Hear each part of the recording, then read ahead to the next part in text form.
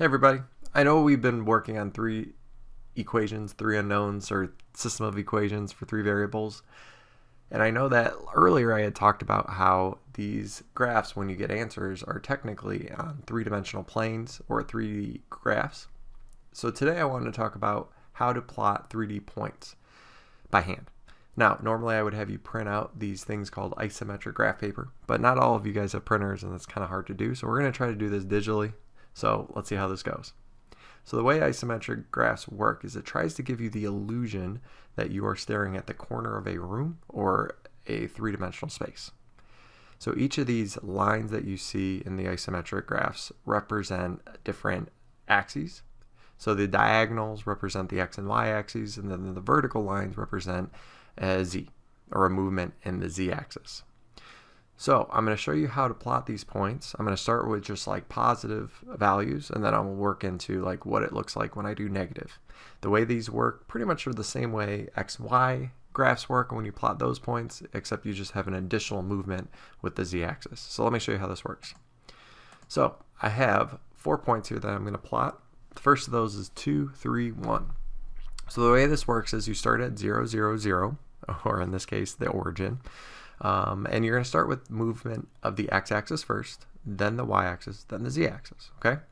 So I'm going to start by moving 2 on the z-axis. So we're going to move diagonally because the x-axis is diagonal. And I'm going to move it 1, 2, and that would be the movement of 2. Then I'm going to move on the y-axis 3, and I'm going to go parallel to that y-axis on this isometric line. And I'm going to move it 1, 2, 3, and then I'm going to move in a z movement, and this is where it's going to be a little different than before. I'm going to move, for z-axis, I'm going to move up, and I'm going to move only up 1. So my dot would go there. So I'm going to show you one more time, but this time moving a dot around. So here we go. I'm going to move 2 on my x-axis, so that's kind of diagonally moved this way to here. So this would just be moving 2 on the x. I'm going to move 3 on the y. So again, I use the other diagonal line to move y, and every kind of, there's 1, 2, that would be 3. So right now I've moved 2 on the x, 3 on the y. Again, you're going to like the next kind of intersection where all those lines are intersecting, and that's how you know you've moved 1, 2, or 3. And then I'm going to move up 1 on my z-axis, which again is always going to be the vertical line wherever you're at. So this is where that point would roughly go, like right there. Now I'm going to go 2, 1, 0. So I'm going to grab my point here. I'm going to move it 2 on the x-axis, which would be 1, and then 2. And I'm going to move 1 on the y, positive 1. So it's going to move to kind of like here. And then 0 on the z. So that's going to just stay right there. So that would be that point plotted. Let's try another one. So I'm going to go 4, 1, 3. So 4 on the x-axis would go 1, 2, 3, and 4 goes about here. And then 1 on the y, so I'm going to go on the diagonal line 1 for the y direction. So that's 1. And then up 3 because that's where the z-axis is just the vertical. So I'll go up 1, 2, and then 3. So this guy is going to be roughly there. So that would be 4, 1, and then 3. And then last but not least, we're going to go 1, 1, and 1. I'll drag this guy over here, and I am going to go 1 in the x direction. So 1, that would put me here. And then 1 in the y direction, that would put me here. And then 1 in the z direction, that would put me right here. Now you might be saying like, hey, that's pretty much 0, 0, 0. That's the origin.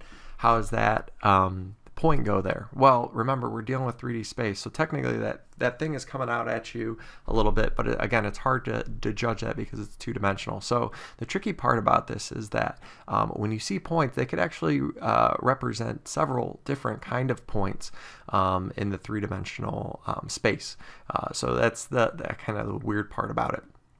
So that's kind of how you would do positive direction plotting of points. Well, what about negative?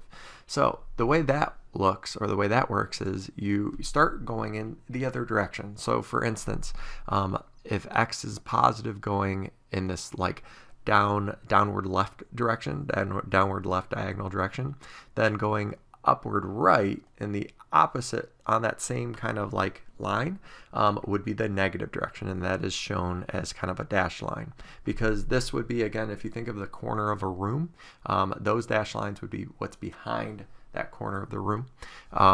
Same with the y. So if you were going in the opposite direction, you are going negative, and that was represented by this dashed line. And then last but not least, if you're going vertically down, that would be representing a negative z direction. So let me show you plotting a few of these points, how that would work.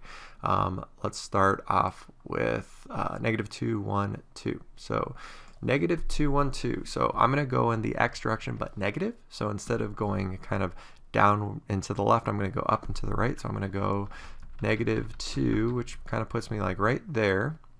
That's 1, 2 on the negative x direction. Now I'm going to go +1 in the y direction. So that's going to be, again, think of the y, think of the lines going parallel to that y-axis. So I'm going to go 1 on positive y. So that would put me roughly there.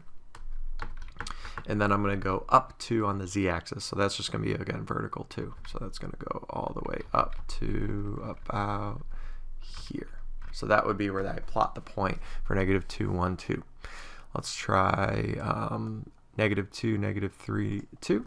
So I'm going to go -2 on my x-axis. So that's going to put me, that's -1, -2. It's roughly there. -3 on my y. So instead of going positive y direction, I'm going to go a negative y direction. So I'm going to go -3, which is, there's -1, -2, and then -3 kind of goes roughly about there. Then I go in my z direction. It wants me to go +2. So that's going to be up 2 tick marks. So 1, 2. And when I say tick marks, I'm pretty much saying where those things are all intersecting. So that would be where the point for -2, -3, +2 would go. And now let's do -4, 0, -1. So I'm going to go -4 in the x direction. So that's -1, 2, 3, and then -4. This one doesn't want me to go anywhere on the y, so it's just stay there, 0. And now in the z direction, it wants me to go -1. So instead of going up, I'm going to go vertically down, and vertically down 1 would be there. So that would be -4, 0, -1. And then last but not least, I have my last point, -1, -3, -2. So I'm going to be going in negative on all directions. So I'm going to go -1 on the x, which is roughly there, -3 on the y, which is going to go in this direction. So that's -1, -2, and -3. And then instead of going vertically up 2, I'm going to go vertically down 2, because that's the z direction when I'm going negative. So down 1, and then down 2. So that point would be right here. And I know that's a little abstract, and I know that's kind of hard to kind of think about in a three-dimensional space, but that is how one could plot these three-dimensional points in on a two-dimensional space. And we do that using what is known as isometric graph paper. And that's what you see there in the background with all like the diagonals and everything like that. So today's attendance task is going to ask you to kind of not necessarily plot, because again, it's hard to do that digitally, but kind of use multiple choice to figure out what the coordinate points are for a few dots I've done for you. Okay, so hopefully this makes a little bit of sense, but that is how one can do 3D plotting on pencil and paper. Okay, you guys have a wonderful day. Bye.